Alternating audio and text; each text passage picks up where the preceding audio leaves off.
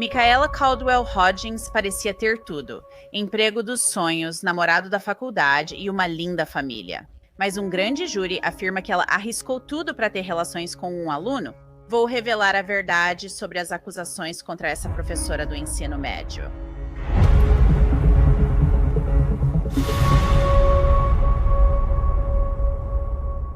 Bem-vinda ao Crime Fix. Sou Angela Levy. Infelizmente, comentamos bastante aqui no programa sobre professoras acusadas de sexo com alunos, e esse caso nos leva até o Alabama.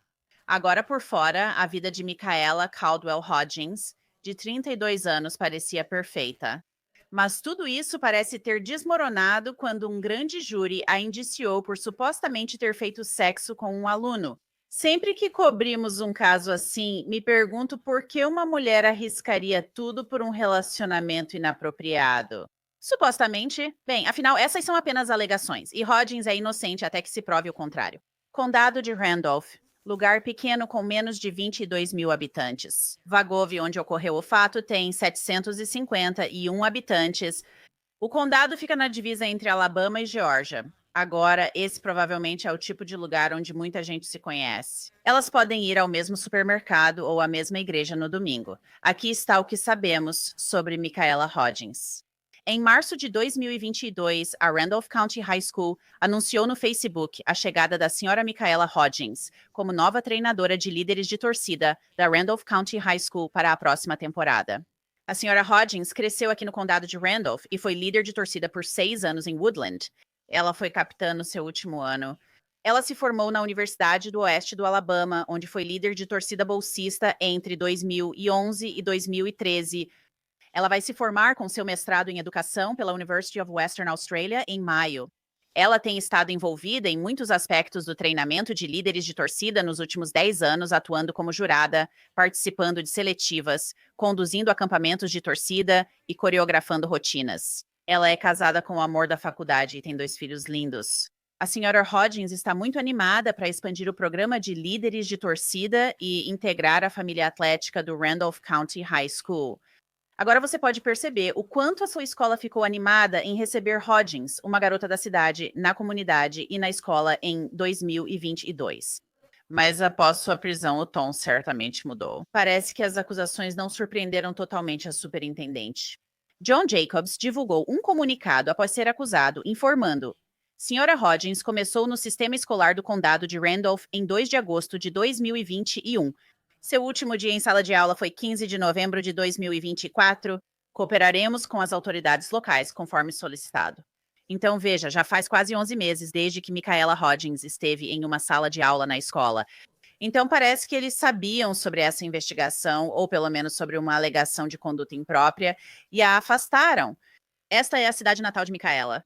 Como disse, ela cresceu no condado de Randolph e conhece a região e as escolas de ensino médio locais. Ela estudou na Universidade do Oeste do Alabama com bolsa de líder de torcida e se formou em maio de 2022 com mestrado em educação. Após sair da faculdade, ela foi contratada como treinadora de líderes de torcida na escola de ensino médio do condado de Randolph. Micaela se casou com o namorado da faculdade e tem 2 filhos. Então, para discutir esse caso, quero chamar Erica Thomas. Ela é repórter investigativa e também editora-geral do 1819 News. Erica, obrigada por se juntar a mim. Esse caso é muito perturbador. Tudo o que vejo no Facebook e afins. Parece que a escola estava muito animada em receber Micaela Hodgins. Eles fizeram uma postagem super positiva no Facebook e agora temos isso. Temos uma acusação formal do grande júri, acusando ela de ter tido relações sexuais com um aluno. Então, conte pra gente o que você sabe, o que conseguiu descobrir sobre isso. Conversei com o superintendente John Jacobs e com os investigadores do caso. E o interessante desse caso é que a professora não foi retirada da sala de aula. Até que, todas essas informações começaram a circular pela cidade, por assim dizer. E aí ela finalmente foi retirada. Ela saiu da escola, não está mais na escola, mas ela só foi presa depois da acusação formal. Então, nesse caso, eles fizeram a investigação, apresentaram as provas ao grande júri e eles voltaram com essa acusação formal. Muitos moradores não se surpreenderam, pois a cidade é pequena. O nome da cidade é Wedowee, Alabama, uma cidade bem pequena no leste do estado, perto da divisa com a Geórgia. Sabe, todo mundo conhece todo mundo aqui. Se não são parentes, é uma ótima cidade, mas isso definitivamente está manchando a reputação de Wedowee. Eu ia te perguntar sobre isso porque pesquisei a população do condado. Era um pouco mais de 21.000. Pensei, é um lugar pequeno, todo mundo deve se conhecer, e mesmo assim isso acontece. A cidade em si, onde a escola fica, também é bem pequena. Então, se alguém diz alguma coisa, isso vai se espalhar bem rápido. Então, quando foi que os boatos sobre esse relacionamento começaram a se espalhar pela cidade pequena como fogo? Bem, com certeza, há alguns meses, né? E tem uma parte interessante nisso. Me formei na Randolph County High School, onde isso aconteceu. Agora moro a 7 horas de distância. Mas eu soube disso porque as pessoas sabiam que eu era repórter e que esse era um assunto que eu já tinha coberto. Já cobri muitos desses casos, vamos falar disso também. Quão perturbador é que isso nem seja uma notícia tão surpreendente? É tratado diferente porque a suspeita é uma mulher, o que acho interessante de observar. Bem, você está pregando para convertidos aqui, porque nós já cobrimos tantos casos aqui no Crime Fix e aqui no Law and Crime, onde temos professoras, você sabe, mulheres. Nós deveríamos ser maternais e deveríamos, você sabe, cuidar das crianças. E nós deveríamos ter esse instinto, certo? Deveríamos nos sentir atraídas por homens, não por meninos. Então, essa é uma acusação, claro, ela é inocente até que se prove o contrário, mas nós já cobrimos isso em detalhes. E eu, pessoalmente, como alguém que trabalhou como professora substituta há muitos anos, quando me formei na faculdade, eu não vejo isso, eu não compreendo. Não consigo levar minha mente até lá. Mesmo mais jovem, eu já pensava. Eles são uns 6 anos mais novos, mas ainda são crianças. Tipo, eles são crianças, sabe? Eles são crianças. Você está em um papel onde tem autoridade sobre eles. Então, você está pregando para convertidos aqui. Então, vamos falar um pouco sobre você ter ido para essa escola.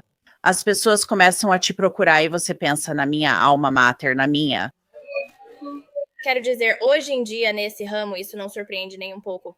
Como disse, o surpreendente é que era uma treinadora de líderes de torcida. Ela é casada, tem 2 filhos, é uma mulher supostamente fazendo isso com um aluno, e eu acredito que ele tinha 18 anos. Se ela não fosse professora, talvez nem tivesse sido acusada. Mas a gente sempre tem que lembrar, inocente até que se prove o contrário. E eu estou chocada com a quantidade de apoio que eu vi para essa professora. Se fosse um professor homem, isso não aconteceria. Recebi e-mails de ódio apenas por fazer essa matéria e destacar isso. Ah, sim, e é muito raro eu receber um e-mail apoiando alguém que foi acusado de qualquer coisa. Muita gente diz culpado até provar inocência, mesmo sabendo que o correto é inocente até provar culpa. Na nossa cabeça, a gente sempre parece meio que condenar as pessoas só de ver aquela foto da prisão. Mas nesse caso não foi assim, em Wedowee, Alabama. Tem havido muito apoio para ela e eu acredito que isso também remonta a as mulheres são naturalmente cuidadoras, nós naturalmente cuidamos das pessoas. Então, quando vemos alguém sendo acusado de fazer exatamente o oposto disso, há uma certa dissonância cognitiva que afeta a nossa percepção e o que queremos acreditar.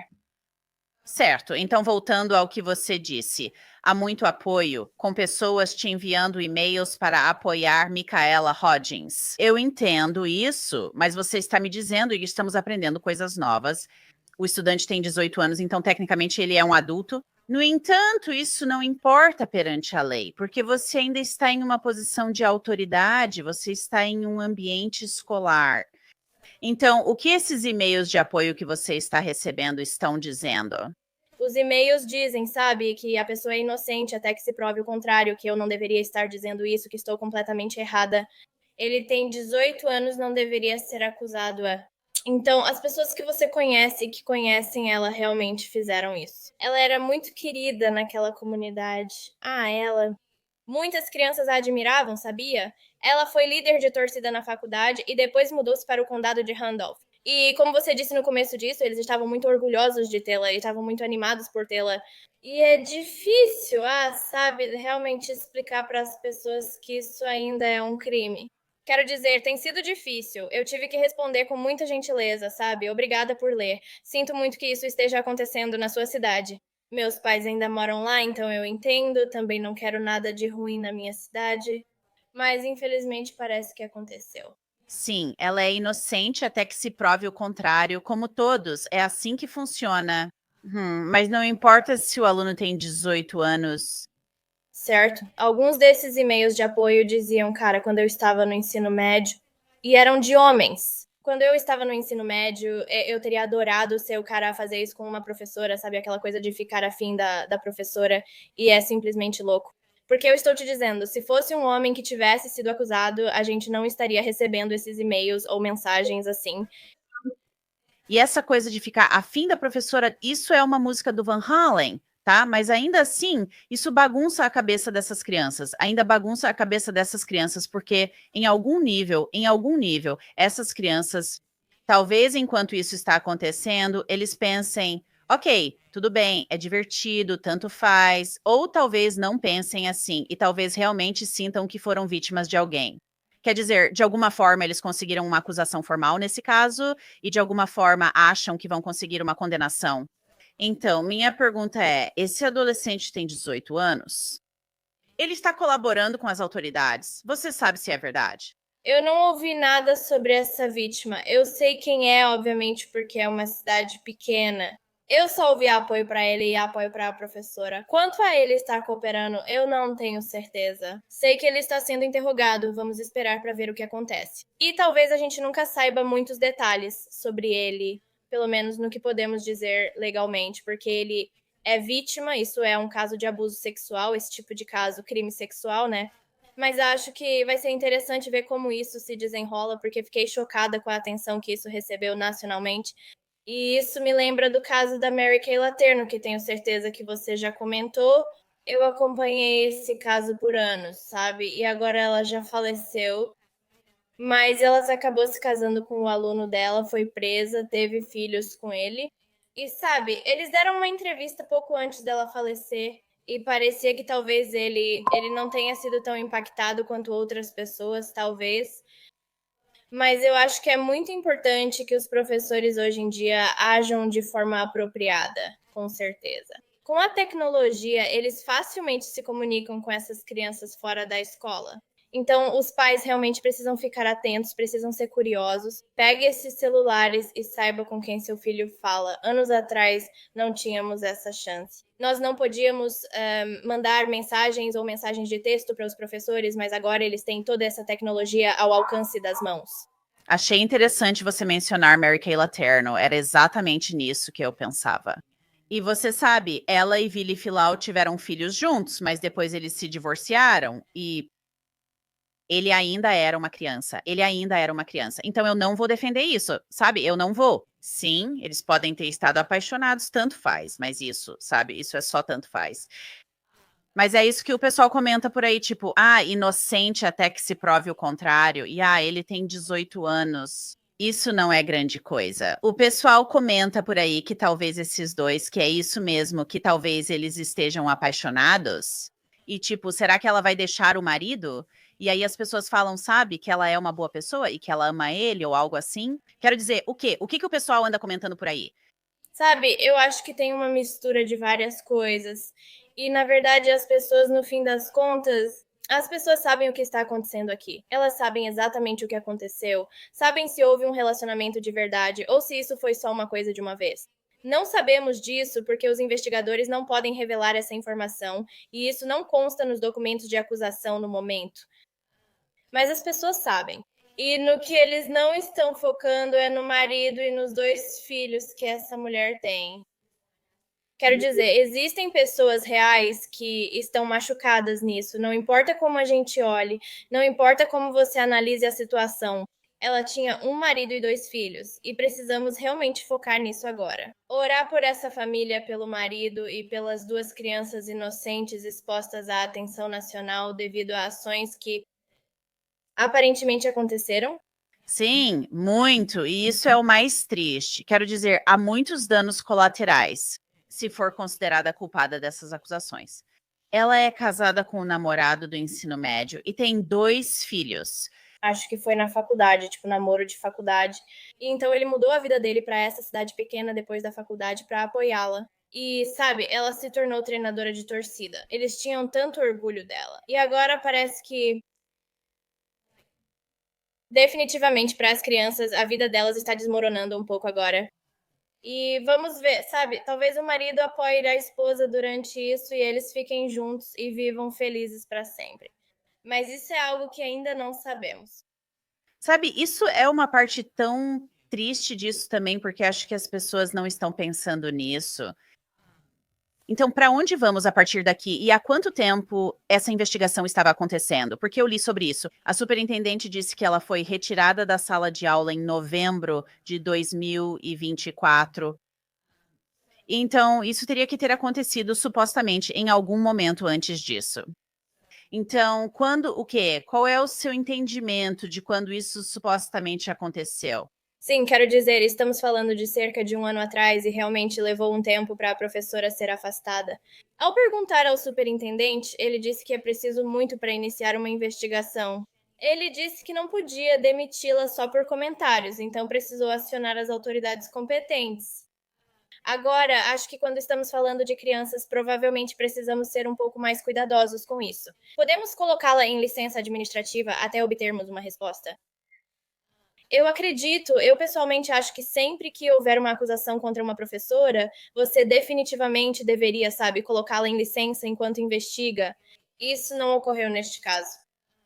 Mas sempre que você conversava com o superintendente, ele definitivamente parecia, sabe, dizer que estava confiando nas autoridades competentes, nos investigadores que assumiram o caso. E em uma cidade tão pequena, de novo, as coisas realmente ficam complicadas. Às vezes você tem pessoas que são parentes umas das outras, tipo, talvez um investigador fosse parente do suspeito. Esses casos acabam se arrastando, muita coisa acaba surgindo deles, sabe? Detalhes sobre coisas que nem são tão importantes.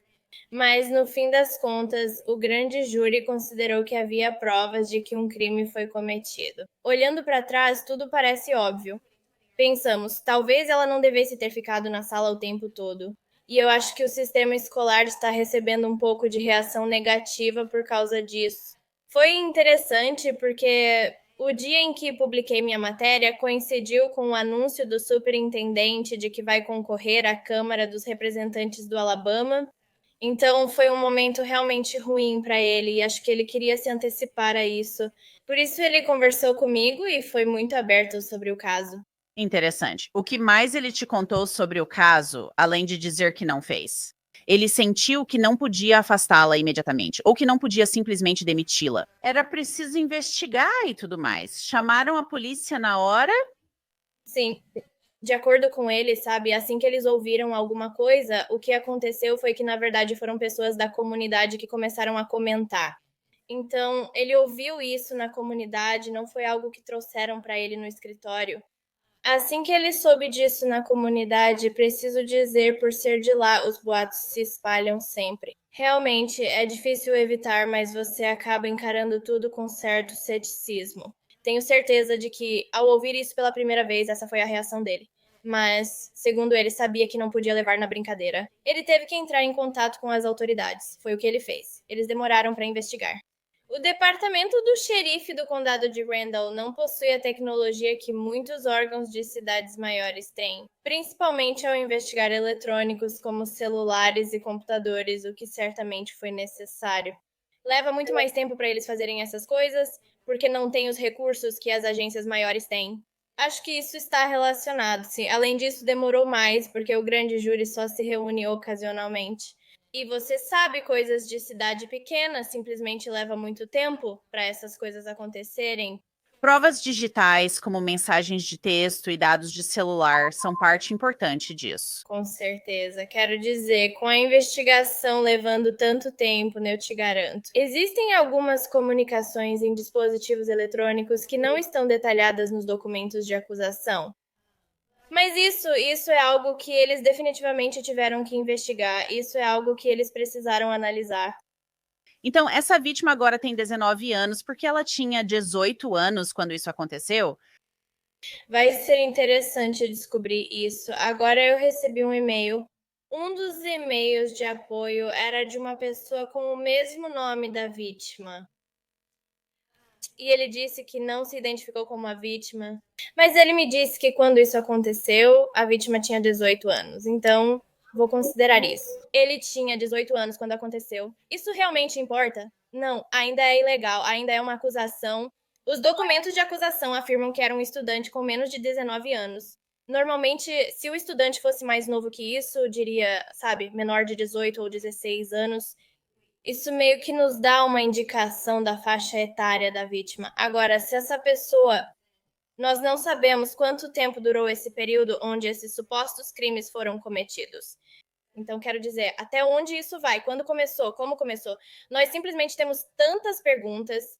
Com certeza. Então ela vai ter que voltar ao tribunal em algum momento e aí o caso vai avançar. Sim, o próximo passo será o julgamento. Vamos esperar para ver o que acontece, se ela for considerada culpada, se ela não for considerada culpada.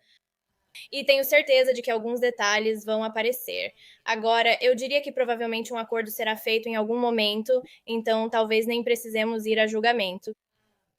Essa seria a minha previsão, que veremos um acordo. Sim, muitas vezes esses casos acabam sendo resolvidos por acordo, especialmente quando se trata de uma professora. Acho que sim, vamos ver. Érica Thomas, obrigada. Nos avise de novidades. Agradeço por vir. Obrigada por me receber.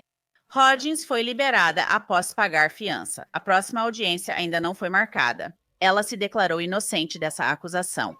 E vamos continuar acompanhando para ver como o caso evolui. Este foi o Crime Fix. Sou Angela Levy. Obrigada pela companhia. Até a próxima.